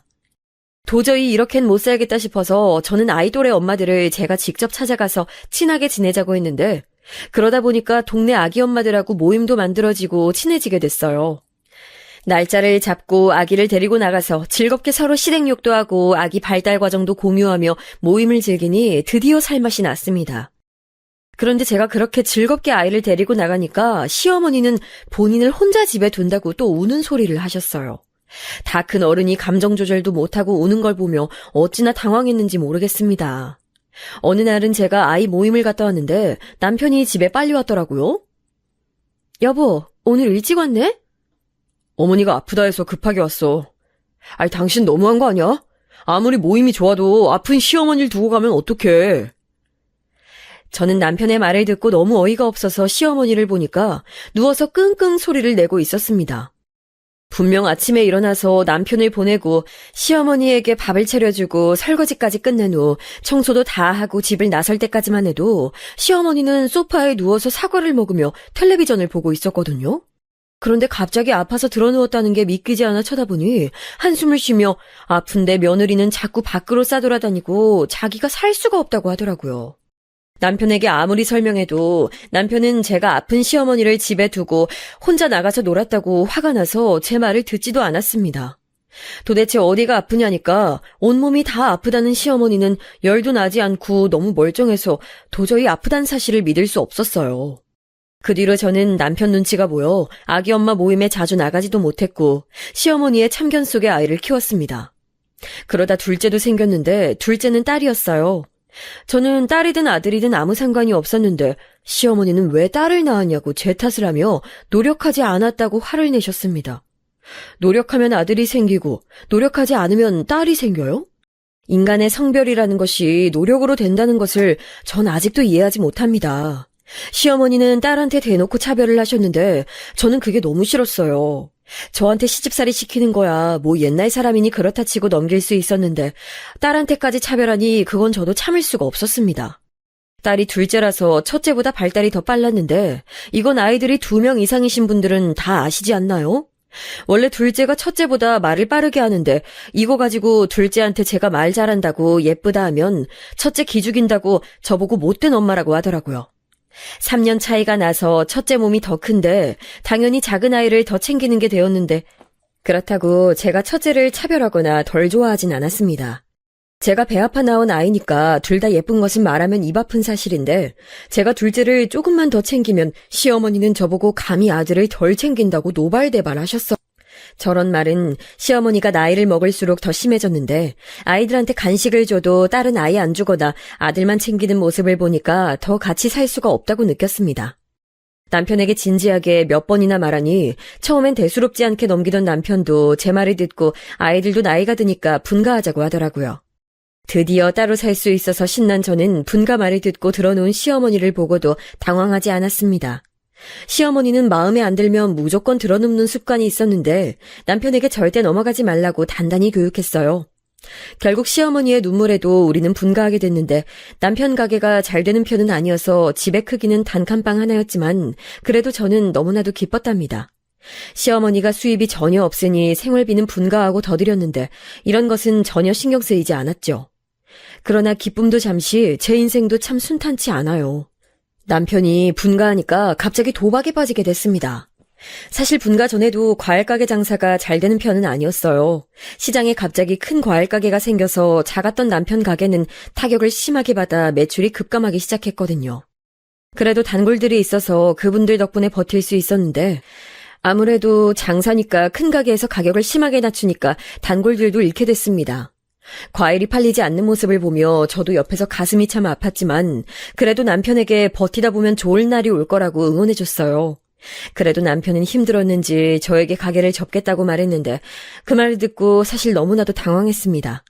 아무런 대책 없이 그만두면 당장 아이들은 어떡하냐고 했더니 자기가 다 생각이 있다기에 한번 믿어보려고 했더니 그 생각이 도박인 줄은 저는 상상도 하지 못했어요. 당장 아이들이 초등학교도 입학하지 않은 어린애들인데 도박을 하고 돌아다니니까 저는 가슴이 답답했습니다. 여보, 진짜 왜 그래? 우리 그럼 다른 가게를 해보자. 아니, 진짜 내가 다 생각이 있어. 여보, 이러다 우리 억만장자 될 수도 있어. 남편은 가게를 정리하고 남은 돈으로 결국 도박해서 다 날려버렸고 심지어 사업을 하겠다고 하며 돈을 여기저기서 빌리기 시작했어요. 제가 아무리 말려도 듣지 않았고 시어머니에게 푸념하니 분가하더니 잘됐다고 알아서 살라는 말만 들려왔습니다. 결국 저는 남편 빚 때문에 친정에 도움을 요청하기까지 했어요. 겨우 친정 도움으로 빚을 갚아주며 한 번만 더 도박하면 그때는 이혼이라고 강하게 말했더니 그제야 조금 정신 차린 것 같았습니다. 남편은 일단 아이들이 너무 어리니까 트럭 운전을 하며 돈을 벌었는데 시어머니는 그걸 알고 또 제 탓으로 돌리며 제가 남편을 위험한 곳으로 떠민다고 욕하셨어요. 그래도 따로 사니까 얼마나 마음이 편한지 그때는 욕하든 말든 신경이 쓰이지 않았습니다. 분가하니 정신이 편해져서 남편과 싸우는 일도 줄었고 저도 아이들을 키우는데 신경이 쏠려 바쁘게 지냈어요. 남편이 운전하며 벌어온 돈을 아끼고 아껴서 저축에 온 힘을 쏟았습니다. 사과 하나도 사는 게 아까워서 며칠을 고민하다 겨우 한 개 사서 나눠 먹고 그랬어요. 그렇게 아낀 돈으로 단칸방에서 방이 하나 있는 집으로 이사할 수 있었고 저도 아이들이 학교에 입학하고 간간히 소일거리를 하며 생활비를 벌었습니다. 입었던 옷을 입고 또 입고 아끼고 아껴서 결국 마침내 아파트에 입주한 날에는 현실이 믿기지 않아 얼마나 울었는지 몰라요. 친정에 전화해서 엄마한테 울며 자랑하니까 엄마가 그렇게 고생하더니 드디어 빛을 본다고 기뻐하셨습니다. 여전히 부자는 아니고 생활비에 허덕이긴 했어도 현실이 조금씩 나아지는 모습을 보니까 동기부여가 확실히 됐습니다. 시어머니는 첫째 아이가 중학교 3학년일 때 돌아가셨는데 암으로 돌아가셨어요. 그렇게 미웠던 시어머니라도 돌아가시니까 마음이 헛헛하고 좋지 않았습니다. 돌아가시기 전에 병원에 계셨는데 기력이 많이 없으셔서 인간 대 인간으로 측은한 마음이 들었죠. 미워도 시어머니고 남편 엄마니까 병문안도 가고 그랬는데 나중엔 제가 오면 반기는 모습에 미우면서 안쓰럽더라고요. 자식이 남편 하나라서 병간호할 사람이 저밖에 없으니 제가 가면 그렇게 반기셨습니다. 신혼 때는 그렇게 시어머니가 미웠는데 죽을 때가 되니 시어머니 인생도 순탄하지 않아서 하늘에서는 편히 쉬길 바랐습니다. 남편도 시어머니가 병원에 계셨던 동안에는 멀쩡하게 밖에서 사고치지 않고 돈을 잘 벌어왔어요. 그렇게 시어머니가 돌아가시고 남편은 외동이라 시어머니 집을 유산으로 혼자 받게 됐습니다. 저는 아이들 사교육으로 돈이 많이 들어가서 안 그래도 힘드니까 거기에 쓰길 원했는데 남편은 갑자기 또 사업을 하겠다고 하더라고요. 무슨 사업이냐고 지금 애들 학원비를 생각하라고 했더니 이번엔 진짜 성공할 수 있다며 저를 설득하는 남편에게 말이 되는 소리를 하라고 통장을 뺏었습니다. 그런데 남편은 갑자기 큰돈이 생기니 그걸 어떻게든 쓰고 싶었는지 이번엔 무슨 일이 있어도 성공할 수 있다고 자신감에 차서 말했어요. 젊을 때 사업을 한 번은 해봐야 한다며 남편은 남자로 태어나 사업도 못하고 죽으면 안 된다고 이상한 생각에 사로잡혀 있었습니다. 지금 벌이가 안정적인 것도 아니라 더 말렸는데 본인의 고집을 누가 막겠어요. 결국 남편은 또 사업에 손을 댔고 결과는 절망적이었습니다. 그렇게 자신만만하게 거래처는 어디고 뭐 누구랑 동업하고 제품은 어디서 가져오고 이런 얘기하던 남편은 어디 가고 큰 빚만 남겨졌어요. 사실 처음부터 장렬하게 망했던 건 아니고 오히려 초기에는 조금 잘 됐습니다. 자신만만하게 돈을 가져오는 남편 얼굴엔 뿌듯함이 가득했고 저도 믿기지 않을 정도로 큰 돈을 가져왔어요. 그걸 보고 친정에 연락해서 드디어 최서방이 정신 차렸다고 알리며 용돈을 보내니 친정아버지도 믿을 수 없다고 좋아하셨습니다. 그렇게 아이들도 먹고 싶은 음식 가득 먹고 저도 그동안 하지 못했던 취미생활도 하며 지내게 됐죠. 동네에서도 아이 친구들 엄마들이 먼저 저에게 사업 잘 되는 것 같다며 축하해주고 심지어 부러움에 질투까지 받았답니다. 남편은 날이 갈수록 기세등등해졌고 저는 거기에 장단 맞춰주며 당신이 최고라고 추켜 세워줬어요. 저는 사실 그때 그 기세가 우리가 죽을 때까지 이어질 줄 알았습니다. 하지만 그것을 비웃기라도 하듯 남편의 사업은 2년 만에 뼈도 못 추릴 만큼 망하게 됐어요. 남편이 어느 날 집에 들어오는 시간이 지났는데도 들어오지 않아 걱정하고 있었는데 밤늦게 아이들이 자고 난 후에 들어오더라고요. 당신 왜 이렇게 늦게 와? 걱정했잖아. 여보, 어떡하지? 진짜 어떡하지? 나 여보 볼 낯이 없어. 미안해. 왜 그래, 여보? 괜찮아, 말해봐. 나 돈 다 날렸어. 어떡해. 너무 미안해.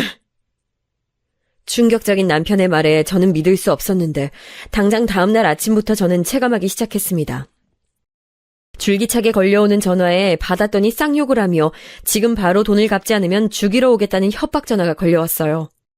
어제까지 분명 우리 집은 행복하고 여유롭게 잘 살고 있었는데 이 현실이 믿기지 않아 어안이 벙벙했습니다. 그렇게 사채업자들이 집에 찾아오고 협박 전화도 많이 와서 핸드폰도 바꾸고 저는 심지어 아이들 전화까지 시켰어요. 남편은 심지어 돈 갚으라고 사람들이 집에 찾아오니까 집에 들어오지도 않아서 저 혼자 버텼습니다. 그러다 도저히 안 되겠다 싶어 아이들을 전학을 떠나 친정에 데려가서 두고 오기도 했어요. 그러다 집도 팔리고 저는 아이들과 친정에서 머물렀는데 친정집까지 사채업자들이 찾아왔습니다. 그 사채업자들한테 나도 남편 어딨는지 모른다고 당신들이 좀 찾아달라고 부탁하며 오니까 그 사람들도 제가 불쌍했는지 혀를 차며 남편 나타나면 꼭 말하라고 했습니다. 그렇게 몇 달 지나자 남편은 친정으로 찾아왔는데 저는 반갑지도 않고 짜증도 나고 화가 나서 따지니까 또 미안하다고 무릎 꿇고 싹싹 빌더라고요. 친정엄마에게 장모님 제가 너무 죄송하다고 얼굴을 받고 비니까 친정엄마는 이번만 도와준다고 하시며 결국 또 빚을 갚아주셨습니다. 저도 이번이 진짜 마지막이고 당신 인생의 사업이라는 글자를 지우라고 했더니 알겠다고 미안하다고 저를 잡고 울길래 마음이 약해졌어요. 이런 말을 하면 웃기게 들릴 수도 있지만 남편은 밖에서 사고를 쳐와도 안에서는 참 잘했거든요. 사업이나 도박만 아니라면 진짜 괜찮은 남편이었는데 과일 장사할 때도 그랬고 트럭 운전을 할 때도 저한테 돈을 다 가져다 줬고 무엇보다 아이들한테는 좋은 아빠였습니다. 많이 놀아주고 친구처럼 재밌는 아빠라서 밖에서 사고치고 돌아와도 아이들은 아빠를 미워하지 않았어요. 아무래도 남편이 했던 일들이 몸쓰는 일이라 체력이 많이 소요되어 힘들었을 텐데 남편은 시간이 나면 늘 아이들과 함께 하려고 했습니다. 집 앞에 있는 공원에 가서 아이들과 공을 차며 놀기도 하고 등산도 가고 많이 놀아주려고 했어요. 아이들은 저보다 남편하고 더 친밀감을 느낄 정도로 남편은 아이들한테 헌신적으로 대했기 때문에 그런 모습을 보며 저는 남편이 미워도 꾹 참고 살았었죠. 그렇게 남편은 다시 시작한 우리 가정에 집중했고 그 뒤로는 나름 또 자리 잡아서 열심히 일하기 시작했습니다. 저도 바닥부터 일어나야 하니까 집 주변에서 일도 많이 하게 되고 되는 대로 일하며 아이들을 키웠어요. 힘들게 키운 것에 보답이라도 하는 듯 아이들은 제가 해준 것에 비해서 잘 자라줬는데 둘 다 서울에 있는 대학에 진학하게 됐습니다. 아주 명문대는 아니었어도 남들이 들으면 다 아는 대학에 갔으니 저는 그 정도로도 너무나도 만족했어요. 사실 아들은 어려서부터 체육을 좋아하고 축구에 관심이 많아 어렸을 때 장래희망이 축구선수였습니다. 남편이 시간 나면 아들을 데리고 동네 공터에 가서 같이 공놀이를 했는데 그 영향이 컸죠. 아들은 유치원 때부터 선생님께 꼭 커서 축구 선수가 되겠다고 했고 초등학교 때는 유소년 축구단에 들어가기도 했어요. 그런데 우리가 아이들이 어릴 때 이사를 여러 번 가기도 했고 친정에서 지냈던 적도 있었고 아니 무엇보다 금전적 부담이 매우 컸습니다. 저는 운동선수가 되려면 그렇게 돈을 많이 투자해야 하는지 전혀 모르고 있었는데 본격적으로 선수 생활을 하려면 돈이 무조건 많아야 하더라고요. 이 사실을 알아챈 친정 부모님이 도와주신다고 했지만 이미 친정에서 남편 빚을 갚느라 많은 도움을 받은 터라 차마 아들까지 도움을 받을 수는 없었습니다. 그래도 아들한테 돈이 없으니 축구를 포기하라고 하기엔 미안해서 밤낮 없이 일하며 지원했지만 주변 운동하는 친구들과 비교되기도 했던 건 어쩔 수 없었어요. 우리는 당장 생활비도 한 푼이 아깝던 시절이라 아이들이 공부밖에 할 게 없었습니다. 아들도 그걸 알았는지 중학교에 올라가면서 운동은 접었는데 전 이게 그렇게 미안하더라고요. 아들과 딸은 제가 남들은 다 하던 과외도 하나 해주지 못했습니다. 학원은 겨우 보냈는데 그것도 남매 각자 하나씩만 보낼 수 있던 형편이라 원하는 과목 하나씩만 보내줬어요. 그래도 친정에서 아이들 입시 때는 아낌없이 지원해주라고 없는 살림에 돈을 보내주어 고3 때는 남들보다 부족하지만 그래도 해줄 만큼 해줬습니다. 아이들을 생각하면 그냥 항상 미안한 마음이 들어요. 제가 남편이 집에 들어오지 않을 때 혼자 나가서 아무 일이나 해야 하니까 아이들을 챙기지 못했는데 그때 둘이 서로 의지하며 지냈을 거를 생각하면 참 마음이 아픕니다. 그래도 둘 다 성격이 순한 편이고 드세지 않아서 제가 미안하다고 하면 아니라고 자기들이 빨리 커서 가게에 보탬이 되겠다고 하던 아주 착한 아이들입니다. 그렇게 아들과 딸이 대학에 입학하고도 남편은 정신도 못 차린 듯 사업 소리는 꺼내지 않고 잠시나마 평화를 찾게 됐어요. 딸은 기특하게도 본인 학비를 공부해서 장학금을 타서 다녔고 아들과 딸 둘 다 대학을 다니던 내내 아르바이트로 본인들 용돈을 벌어 다녔지요. 저도 집에서 소일거리를 하며 혹시 모를 상황에 대비해 저축을 많이 하기 시작했습니다. 그렇게 딸이 먼저 대학을 졸업하고 직장에 다니게 됐는데 딸은 서울 여의도에 있는 아주 큰 대기업에 입사했어요. 학창시절 내내 모범생이었고 살면서 제 속을 썩인 적이 단 한 번도 없는 딸이라 대기업에 취업하는 것은 진짜 바라지도 않았는데 취업했다는 전화를 받고 너무 기뻐서 길거리에서 울기까지 했답니다. 해준 것도 없는데 이렇게 잘 자라주니 얼마나 뿌듯한지 모르겠더라고요. 아들도 대학을 졸업하고 대기업에 입사했고 저는 그렇게 우리 집이 고생하더니 드디어 빛을 본다고 생각했습니다. 아이들이 자라서 대학에 간 것도 저한텐 놀랄 일이었는데 어느새 커서 직장을 다닌다니 믿기지 않았어요. 저는 다른 엄마들처럼 아이들한테 많은 신경을 써주지도 못했고 아이들을 키우면서 남편과 시어머니 때문에 신경 쓸 일이 너무 많아 항상 미안한 마음뿐이었거든요. 딸은 직장에 들어가서 고등학교 때 만난 첫사랑과 바로 결혼했는데 사위는 저도 아는 친구였습니다. 고등학교 때 딸과 짝꿍으로 만났던 걸로 기억하는데 참 착하고 순했던 남자아이라 그때부터 저는 저 아이가 내 사위가 된다면 얼마나 좋을까 생각했었죠. 둘 다 공부도 잘하고 조용했는데 고등학생 시절에 사귄 것은 아니고 졸업하고 대학에 다니면서 만나게 됐대요. 같은 학교에 들어가서 자연스럽게 붙어있는 시간이 늘어 여행도 다니고 놀러도 다니며 사귀게 됐다고 하더라고요. 사위는 고등학생 때는 되게 앳된 얼굴에 마냥 어린 남자아이 같았는데 확실히 성인이 되고 군대에 다녀오니 어른처럼 느껴졌습니다. 딸이 여자라 먼저 취업하고 사위도 곧바로 취업했는데 둘 다 직장인이 되니까 빠르게 결혼하겠다고 데려왔어요. 우리 집에서는 사위를 반길 수밖에 없었는데 부모님들 성품도 직장도 좋으셨고 둘 다 대기업에 다니니 상당히 안정적이라 좋았습니다. 하지만 좋았던 마음에 비해 딸한테 도저히 결혼 자금으로 줄 돈이 없어서 저는 난감했어요. 물론 그동안 아끼고 아껴서 모아놓은 돈은 있었는데 이건 우리 집 돈으로 남겨놔야 할 것 같았고 또 남자가 집을 해가야 하니까 아들한테 주어야 할 것 같았거든요. 친정엄마가 그 사실을 알고 또 나서서 돈을 조금 해주셨는데 아들에 비해 많은 돈을 주지 못해 너무 미안한 마음이 들어 딸의 얼굴도 제대로 쳐다볼 수가 없었습니다. 엄마, 나 진짜 괜찮은데 왜 그래? 나 직장에서 월급 많이 받으니까 괜찮아. 오히려 내가 엄마한테 용돈을 줘야 하는데 왜 그렇게 미안해하는 거야? 속 깊은 우리 딸은 제가 미안해하니까 자기가 나서서 괜찮다고 했는데 저는 그 말이 더 가슴 아팠습니다. 아들도 만나는 사람이 있었고 결혼 예정이었는데 딸이 결혼 의지가 더 커서 먼저 결혼했는데 딸의 결혼은 되게 순조롭게 진행됐어요. 사돈께서도 아이들 결혼은 축하하는 자리지 뭘 교환하고 사업하는 자리가 아니니까 최대한 아이들한테 도움이 되는 것만 준비하고 쓸데없는 허례허식은 제외하자고 먼저 말씀해 주셨습니다. 그래서 예단도 안 하고 혼수만 집에 넣고 나머지는 다 사위와 우리 딸한테 옷이나 가방을 해주는 식으로 끝냈어요.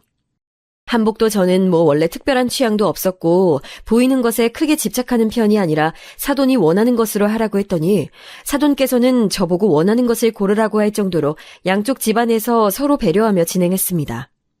결혼식장도 신혼여행도 상견례도 서로 양보하고 배려하니까 너무나도 쉽게 진행되어 딸과 사이는 흔한 다툼도 없이 결혼할 수 있었어요. 제가 이렇게 얘기하는 이유는 바로 아들의 결혼 과정은 순탄하지 않았기 때문입니다. 분명히 딸의 결혼 준비 과정에서는 이렇게 마음 상할 일이 없었는데 아들의 결혼은 준비 과정부터 속상할 일이 많았어요. 아들은 회사에서 만난 여자와 결혼하게 됐는데 저는 딸도 아들도 둘 다 대기업 부부니까 너무 안정감이 들고 좋아서 당연히 며느리 될 분을 반겼습니다.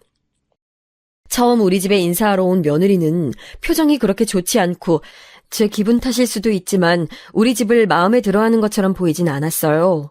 그래도 정성껏 준비한 음식을 내보였는데 며느리는 밥을 다 먹지도 않아서 저는 그때부터 며느리 눈치를 봤던 것 같아요. 또 남편하고 저랑 모은 돈을 거의 다 투자해서 남편 직장 옆에 신혼집을 마련해줬거든요. 처음엔 다른 아파트를 생각했었는데 사돈이 무조건 더 넓고 좋은 집을 원하셨습니다. 그래서 부동산을 얼마나 돌아다녔는지 모르겠어요. 남편과 저는 계속 돌아다니며 어떻게든 우리가 가진 예산에 맞게 집을 고르려고 노력했습니다. 하필 계절도 그때 여름이라 너무 더웠는데 며느리 집안에서 원하는 걸 최대한 맞춰주려고 했어요. 주변에서는 저한테 왜 그렇게 결혼 전부터 맞춰주냐고 너무 끌려다니는 것이 아니냐고 했었는데 저는 제가 신혼 때 시어머니와 같이 살며 힘들었던 것이 자꾸 생각이 나서 그렇게 했습니다. 우리 딸 시집 보낼 때도 다른 것보다 결혼하고 시집살이 당할까봐 그게 그렇게 걱정이었는데 다행히 딸은 어릴 때 알던 친구와 결혼해서 이미 딸 친구 엄마로 사돈을 알고 있어서 그 부분은 걱정 없었거든요. 그래서 며느리 집안도 아무래도 제일 걱정되는 것이 시집살이일까 두려워 일부러 하나부터 10까지 다 맞춰주려고 했었습니다. 그렇다고 며느리 집안이 재벌이거나 그런 건 절대 아니었고 우리보단 당연히 잘 살았지만 대한민국의 평범한 집안이었어요. 신혼집을 겨우 어떻게 구했더니 이번엔 결혼식장으로 문제가 있었습니다. 저는 신혼집은 우리가 해줬으니 식장은 아들 부부가 알아서 고르겠지 생각했었어요. 그런데 며느리는 여기로 하겠다며 저에게 호텔 결혼식장을 보여주더라고요. 제가 당황해서 여기서 안 해도 요즘 잘 되어 있는 곳들 많다고 했더니 자기는 결혼에 대한 기대가 커서 꼭 거기서 하고 싶다고 했습니다. 혼수를 좋은 것으로 고르느라 돈을 다 썼다며 자기 집에서는 할 만큼 했다는 며느리에게 저는 우리도 사정이 좋지 않아 호텔 결혼식은 해줄 수가 없다고 했더니 기분이 상했는지 연락을 뚝 끊더라고요. 저도 마음 같아서는 아들의 하나뿐인 결혼식이고 어렸을 때 아들에게 충분히 지원해주지 못했던 것이 마음에 남아 해줄 수 있을 때 마음껏 해주고 싶은 게 당연히 부모의 마음이었습니다. 돈이 있으면 당연히 해주고도 남았겠지만 그게 아니었으니 가슴이 아팠지만 아닌 것은 아니라고 말할 수 있어야 하잖아요. 결국 식장은 동네에 있던 예식장으로 잡았고 이외에도 며느리는 원하는 것을 계속 요구했는데 도저히 우리 집에서 감당할 수 있는 수준이 아니었습니다. 당장 제가 시어머니에게 구박당하던 것을 잊을 수 없으니 저도 최대한 며느리에게 잘해주고 싶었는데 이렇게 결혼 전부터 맞지 않으니 속상한 마음이 들었죠. 그래도 어떻게 잘 해결되어 결혼식까지 올리고 저도 며느리 눈치를 보며 부딪히지 않으려고 노력했습니다. 딸과 아들이 결혼까지 하니까 드디어 인생의 숙제를 다한 기분이 들었어요. 이대로 남편과 남은 인생을 조용히 보낼 생각을 하니까 뿌듯한 마음도 들고 실제로 저는 시골에 내려가서 살고 싶어서 지역도 고르고 있었는데 제 인생도 진짜 쉽지 않았습니다. 남편은 그동안 조용하더니 또다시 도박에 빠지게 됐거든요. 처음에 그 사실을 알고 예전에 악몽이 떠올라서 남편을 때리며 말렸습니다. 남편은 그냥 장난삼아 한 거라며 저를 달랬는데 역시나 남편은 또 사고를 거하게 치게 됐어요. 심지어 이번에는 사고를 너무나도 크게 쳐서 집도 넘어갔고 생각하기도 싫을 정도로 힘든 상태가 됐습니다. 친정아버지는 아들이 결혼하고 1년 뒤에 돌아가셨고, 친정엄마도 많이 늙고 아파 힘들어서 이 사실을 알면 충격에 돌아가실까 두려워 말하지도 못했어요. 당장 집을 팔아 급한 불은 껐는데 이 망할 남편은 저에게 미안하다고 또 무릎 꿇고 빌더니 이번에는 행방불명이 됐습니다. 제가 끝까지 책임지라고 소리질러도 제 얼굴을 볼 낯이 없다고 미안하다고 제 이름만 하염없이 내뱉었어요. 자기가 진짜 책임진다고 조금만 기다려달라고 집을 급하게 나간 남편은 그 뒤로 돌아오지 않았고 저는 갈 곳이 없어서 모텔에서 생활하게 됐습니다. 이 사실을 아이들에게 알리니 아들과 딸도 황당해하며 남편을 찾으려고 노력했는데 이 망할 인간은 어디 갔는지 머리카락 한 올도 없었어요. 급하게 집을 팔고 제가 그동안 열심히 모아놓은 노후 자금도 다 탈탈 털어 빚을 겨우 갚긴 했는데 그렇게 하니까 막상 제 거처가 없었습니다. 모텔 생활도 계속할 수가 없었고 예전처럼 친정에 알리면 친정엄마가 충격받아 돌아가시게 될까봐 두려워 말하지도 못했죠. 결국 저는 하는 수 없이 아들 집으로 들어가게 됐어요. 딸이 자기 집으로 오라고 했었는데 사실 딸의 집은 제가 지낼 방이 없었습니다. 사돈도 제 사정을 듣고 안타까워했는데 현실적으로 제가 딸의 집으로 들어가면 거실에서 지내야 할 형편이어서 아들 집으로 들어가게 됐어요. 아들 집은 제가 부동산에서 알아본 그 집이었는데 방이 3개라 제가 지낼 방이 있긴 했거든요. 물론 저는 시어머니와 같이 한 집에서 사는 게 어떤 의미인지 너무 잘 아니까 며느리에게 미안하고 사돈 볼 낯도 없고 눈치도 보이고 들어가기 싫었지만 다른 방법이 전혀 없으니 선택지가 없었습니다. 며느리는 저에게 대놓고 말은 안 했지만 표정이나 행동이 너무 마음에 안 들어 하고 제가 들어가는 문제로 아들과 많이 싸웠던 게 티가 나더라고요. 미안해서 저도 일이라도 해서 빨리 돈을 모으고 싶었는데 하필 제가 그때 허리가 아파 어디 나가서 일을 구하지도 못했고 나이가 있으니 저를 예전처럼 써주는 곳도 없었습니다. 그렇게 아들 부부와 같이 살게 됐는데 원래 제 성격 자체가 남에게 피해주는 것을 극도로 싫어하고 민폐 끼치는 것을 세상에서 제일 싫어할 정도로 저는 눈치를 많이 보며 살게 됐어요. 며느리는 아이를 가지며 직장을 그만뒀는데 종일 소파에서 누워있고 제가 그 넓은 평수의 집을 다 청소하고 빨래하고 요리까지 했습니다.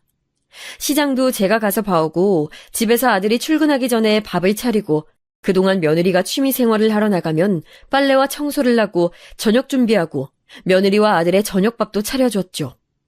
아들은 저에게 원래 그렇게 깔끔하게 사는 편이 아니라고 너무 무리하지 말라고 했는데 얹혀 사는 게 어디 그게 쉬운가요? 며느리가 손주를 낳고는 더 제가 할 일이 늘어났는데 며느리는 산후조리도 아들 집에서 했거든요. 그러면 저는 시장에 가서 며느리 먹을 소고기랑 미역국 재료를 사와서 다 요리하고 사돈이 오시면 다 맞이하고 돌아가시면 청소하고 아기 손수건하고 옷들 빨래도 하느라 바빴습니다. 허리가 안 좋아서 그렇게 일하면 너무 아파서 한동안 일어나지도 못하고 누웠어야 했는데 그래도 이렇게 해야 제가 마음이 편해서 어쩔 도리가 없었어요. 첫째 손주는 아들이었고 둘째 손주도 아들이었는데 그렇게 산후조리도 도와주고 심지어 육아도 다 제가 했습니다. 며느리는 직장에 다니지 않았는데 워낙 친구도 많고 모임도 많아 약속 때문에 밖에 나가는 날이 많더라고요. 그러면 제가 아침부터 일어나서 며느리와 아들 밥을 차리고 둘이 나가면 종일 아이들을 보는데 예전에 내 자식들을 키우던 때랑 체력이 너무 달라져서 힘들었습니다. 또 하필 아들 2명이었고 성격들도 가만히 있는 성격이 아니라 집에 있으면 아랫집에서 층간소음으로 항의가 들어왔기 때문에 그 2명을 이끌고 밖에 나가서 놀이터도 가고 공원도 가고 했습니다. 최대한 손주들에게 화를 내기 싫고 또 힘든 마음과 별개로 예쁜 마음은 분명해서 잘해주려고 해도 체력이 부족하니 그렇게 몇 시간만 아이들을 보고 나면 기가 빨려서 힘들었어요. 그런데 그렇게 집에 와서도 며느리와 아들 밥을 차리고 온 가족의 청소와 빨래를 하니 안 그래도 아픈 허리가 더 아프더라고요. 손주들이 반찬 투정이 심해서 며느리 음식보다 제 음식을 더 좋아했는데 며느리는 그것도 싫어하는 눈치였는데 그렇다고 제가 요리하지 않으면 손주들이 입에도 대지 않으니 몰래 음식을 만들곤 했었죠. 그렇게 10년을 살았는데 며느리와 아들은 손주들을 데리고 가끔 사돈집을 방문했는데 그때가 얼마나 좋았는지 모르겠습니다. 며느리는 또 부동산에 관심이 많아서 항상 저한테도 한강이 보이는 아파트로 이사가고 싶다는 말을 자주 했었는데 그러면서 저에게 은근 언제 나가는지 눈치 주기도 했어요. 한강 아파트로 가려면 평수를 줄여서 가야 하는데 그렇게 되면 방이 하나 줄어드는데 지금 상황으론 그럴 수 없어서 본인이 힘들다고 하더라고요. 그 말을 듣고 저도 속상하고 눈치가 보여 그냥 친정엄마가 계신 시골로 돌아갈까 생각도 했는데 손주들 때문에 그러지도 못했습니다. 왜냐하면 손주들은 본인 엄마인 며느리보다 제 말을 더 잘 들었고 요리도 제 요리를 더 좋아해서 아들은 계속 저와 같이 사는 것을 원했거든요. 제가 어쩌다 친정엄마가 계신 시골로 가면 손주들은 할머니 가지 말라고 매달리고 혹은 자기들도 데려가라고 울고불고 난리가 아니었습니다. 그런 모습을 보며 며느리는 점점 저한테 차가워졌고 저도 눈치가 보이니 집안일을 더 많이 했어요. 그렇다고 제가 며느리에게 잔소리하거나 뭐라 한 적은 전혀 없었습니다. 시어머니에게 당했던 것이 기억나기도 했지만 그걸 떠나서 제 성격 자체가 남에게 뭐라 하지 못하는 성격이라 며느리에게 잔소리할 생각조차 하지 않았거든요. 그리고 저는 밤마다 망할 놈의 남편이 도대체 언제 돌아올지 기다렸는데 이 인간은 10년이 지나도 연락 한 번 없었습니다. 딸은 저에게 그냥 죽었다고 생각하고 우리끼리 잘 살고 있으면 돌아올 거라는데 저는 괘씸해서 나중엔 나타나기만 해봐라 하는 생각을 하고 있었어요. 처음엔 원망이 많았는데 나중엔 도대체 살아있긴 한 건지 의문이 들었고 그리움도 당연히 있었습니다. 남편은 그렇게 사고를 쳐도 저에게 손을 대거나 아이들에게 행패를 부리지는 않았는데 그 기억 때문에 제가 그랬던 것 같아요. 그러던 어느 날이었습니다. 그날도 며느리는 약속이 있다며 저에게 새벽부터 옷 다림질을 부탁했어요. 고등학교 동창회에 간다며 원피스 하나를 다려달라기에 손주들과 아들 아침밥을 먹이고 다 나가자마자 급하게 거실에서 다리미를 꺼냈습니다. 그런데 며느리가 계속 빨리 해달라고 재촉해서 저도 마음이 급해서 서둘러 하다 보니까 글쎄 옷이 살짝 그을려서 자국이 생겼어요. 절대 고의가 아니었고 이런 적이 처음이라 당황해서 며느리를 불러 설명했더니 며느리가 인상을 팍 쓰며 저에게 말했습니다. 아니 어머니 몸값보다 비싼 옷인데 감히 어떻게 이래요? 아 진짜 오늘 중요한 약속인데 이딴 식으로 하면 어떡해요? 아유 미안하다. 내가 일부러 이런 거 아니고. 아 진짜 오늘 중요한 날인데. 아 이거 입으려고 저 이번 주에 저녁도 안 먹은 거 모르세요? 이거 다시 입지도 못하니까 어머니 용돈 반으로 줄여서 알아서 살게요. 며느리는 사과하는 저한테 째려보며 나이석에 말했어요. 그 말을 듣는데 너무 당황하기도 했고 서러운 마음이 들어 아무 말도 하지 못했습니다. 아무리 제가 돈이 없어서 아들 집에 얹혀 사는 형편이었어도 저렇게 하녀보다 못한 취급을 받으니 제 인생이 너무 초라하더라고요. 며느리가 씩씩대며 다른 옷을 입고 집을 나갔는데 아무것도 하지 못하고 거실에서 다리미를 부여잡고 눈물이 나와 한참을 울었습니다. 그동안 저렇게 눈치를 줘도 그냥 꾹 참으며 넘겼는데 전날은 참았던 게 한 번에 터져서 눈물을 걷잡을 수 없었어요. 또 용돈 얘기를 며느리가 했는데 저 용돈도 겨우 한 달에 10만 원이라 그걸 반으로 줄이면 5만 원이었습니다. 안 그래도 한 달 10만 원으론 손주들 간식을 한두 번 사주면 끝나는 돈이라 따로 모을 수도 없었던 돈이에요. 교통비로 쓰면 남는 것이 없어서 오히려 가끔 아들 주머니에서 나오는 현금을 몰래 모았을 정도로 열악했습니다. 그런데 그 돈도 절반으로 줄이면 저는 그냥 집에서 살림이나 하고 아예 나가지를 말란 소리 아닌가요? 힘들게 아들 집에서 눈치 보며 온갖 집안일을 하며 살았던 대가가 이거구나 생각 들어 너무 속상한 마음이 들었어요. 그렇게 한참을 거실에서 울고 그래도 또 손주들이 학교에서 집에 돌아오면 간식을 먹여야 하니 마트에 가서 아들 카드로 이것저것 구매하고 집으로 왔는데 현관 앞에 너무나도 익숙한 자태가 저를 반기고 있었습니다. 처음엔 믿기지 않아 아무 말도 할 수 없었는데 아무리 눈을 감았다 떠도 그 사람은 남편이었어요. 10년 만에 나타났지만 제가 어떻게 다른 사람도 아니고 남편 얼굴을 잊었겠어요.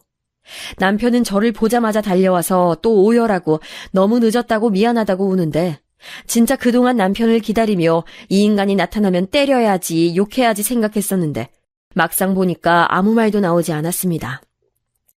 할 말이 너무 많아 머릿속으로 어떤 말을 해야 할까 생각 중이었는데 남편은 자기가 드디어 성공했다고 하더라고요. 무슨 소리야? 성공은 무슨... 또 돈 없어서 찾아왔지? 됐어, 이혼하자. 그냥 각자 살 길 알아서 찾자. 여보, 나 진짜 성공했어. 제발 믿어줘. 그동안 고생했지? 너무 미안해. 됐어, 가. 또 이러다 갑자기 사업한다고 집 말아먹을 거 모를 줄 알아. 난 여기서 며느리한테 구박받으며 살 테니까 가라고. 그게 무슨 소리야? 구박받아? 이 집도 우리가 사준 거잖아. 그럼 뭐해. 난 오늘도 안 그래도 받는 용돈 반으로 줄인다는 소리 들었어. 그냥 사라져. 내 눈앞에서 없어지라고 인간아. 아유, 내 팔자야.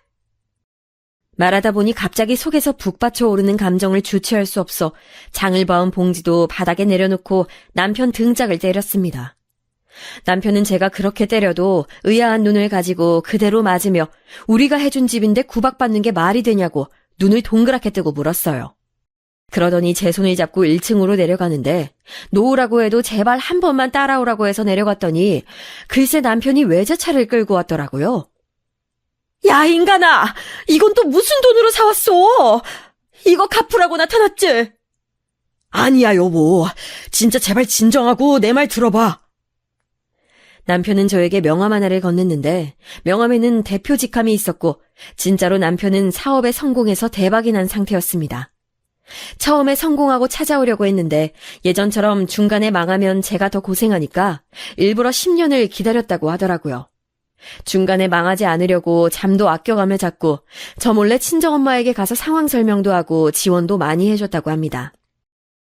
나중에 알고 봤더니 진짜 손주들에게 친정엄마가 줬던 용돈이 다 우리 남편 지갑에서 나온 거라고 했어요. 남편도 예전 사업이 초기에 잘 나가다가 중간에 망했던 게 트라우마여서 저한테 무조건 완전히 성공한 상태로 나타나고 싶다고 했습니다.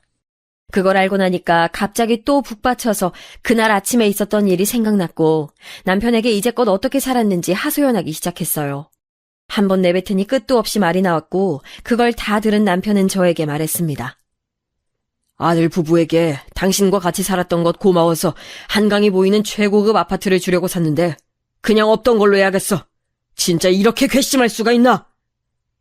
남편 말로는 그동안 식구들이 고생했으니 저와 남편이 살 한강 고급 아파트를 하나 사고 아들 부부 몫도 샀었다고 했어요.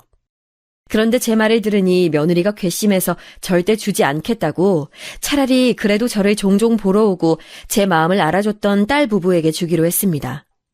사위는 저를 볼 때마다 어머니 우리가 꼭 모실 거라고 며느리 몰래 용돈도 주고 그랬거든요. 제가 그게 기억나서 남편에게 말하니 남편은 딸 부부를 아들네 집으로 불러 이 사실을 공표했습니다.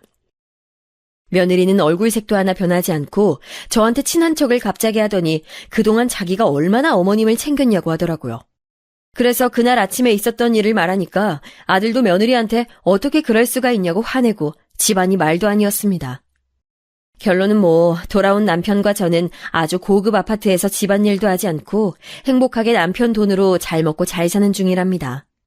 딸 부부와 가까이 살아서 서로 저녁도 같이 먹으며 행복하게 사니까 아들 집에 살 때가 얼마나 힘든 시절이었는지 새삼 알게 됐어요. 며느리는 자기가 다 잘못했다고 저한테 연락하다 안 먹히자 손주들을 내세워서 어떻게든 저를 보러 오고 있답니다. 남편은 괘씸하다고 문도 열어주지 않으려고 하는데 저는 그냥 그 모습이 웃겨서 두고 보는 중이에요. 제 사연은 여기까지고요. 들어주셔서 너무나도 감사합니다. 이렇게 써내려가니 제 인생도 진짜 다사다난하다는 것을 알게 됐어요. 남은 인생은 남편과 행복하게 잘 살도록 하겠습니다. 여러분도 항상 행복하시길 바랄게요.